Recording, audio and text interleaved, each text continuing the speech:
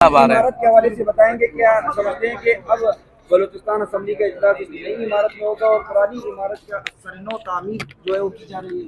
जी, पुरानी जो इमारत थी वो बहुत ज़्यादा पुरानी हो गई थी। उसमें हमने कंसल्टेंट हायर किए और हमने कोशिश की कि उनसे पूछा कि इसको हम किस तरीके से आज के ज़माने की जो हमारी रिक्वायरमेंट्स हैं उनको पूरा किया जा सके। एक तो रिहेबिलिटेशन उसकी ये है कि आपने छत उखाड़ दी, नई बना दी, दैट इज़ वेरी पॉसिबल और आजकल टेक्नोलॉजी का दौर है। लेकिन जो नई रिक्वायरमेंट्स हैं कि आपकी तादाद बढ़ रही है, आपके चैम्बर्स जो हैं वो नहीं है, किसी से सीएम चैम्बर का ये आलम है कि अगर मैंने किसी से साइड रूम में बात करनी है तो there is no side room for it, तो मुझे मतलब बाथरूम ही बच जाता है कि जाके मैं उससे किसी से कान में बात करूँ। सो इन सारी रिक्वायरमेंट्स को देखते हुए अपोजिशन लीडर का जो चैम्बर है वो असेंबली से बाहर है, स्पीकर का जो चैम्बर है वो जो है उसमें कोई साइड रूम नहीं है। सो इस तरह की सारी चीज़ें थी जिसको एक्सपेंशन उसकी पॉसिबल नहीं थी, तो हमने फेडरल गवर्नमेंट से रिक्वेस्ट की।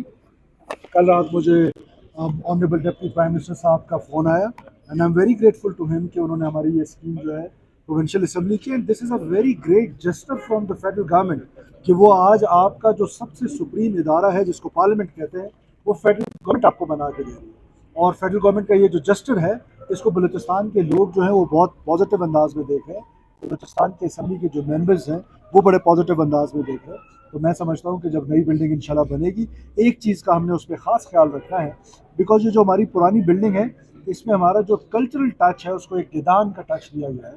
तो हम अपने बलोच, पश्तून, हज़ारगी जो हमारा कल्चर है, हम इंशाल्लाह ताला उस कल्चर को मद्देनज़र रखे अपने आर्किटेक्ट से कहेंगे कि उसी किस्म की बिल्डिंग बने, लेकिन एक ऐसी बिल्डिंग बने जो अगले 50 साल की प्लानिंग हो, अगले 60 साल की प्लानिंग हो और उसके मुताबिक बने और रिक्वायरमेंट्स के मुताबिक। सर बजट के हवाले से ही बताइएगा।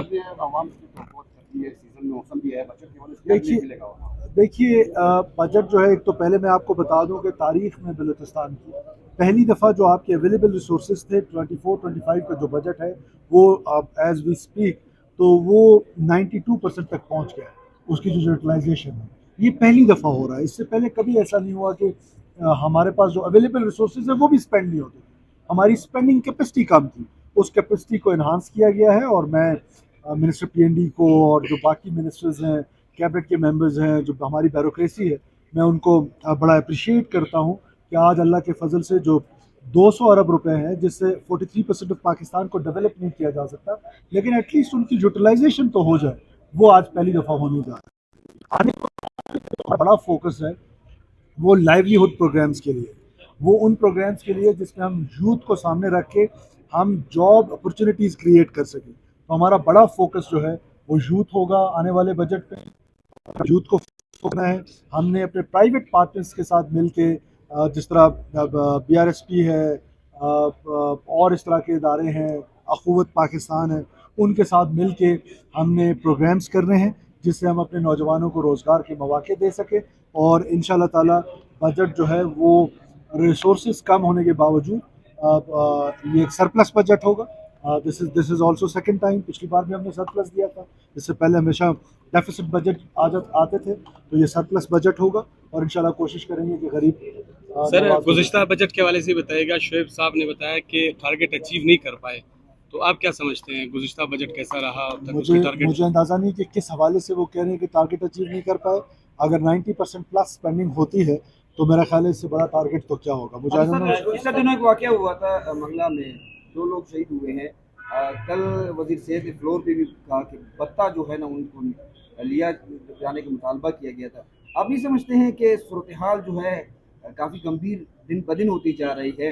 क्या कोई ग्रैंड ऑपरेशन की तरफ जा रहे हैं और ग्रैंड जरगे में क्या फैसले होंगे? देखिए ऑपरेशन जो है वो हमेशा से हमारा ये मौक़िफ़ है कि ग्रैंड ऑपरेशन की बलूचिस्तान में ज़रूरत है। It is targeted, it is smart, kinetic.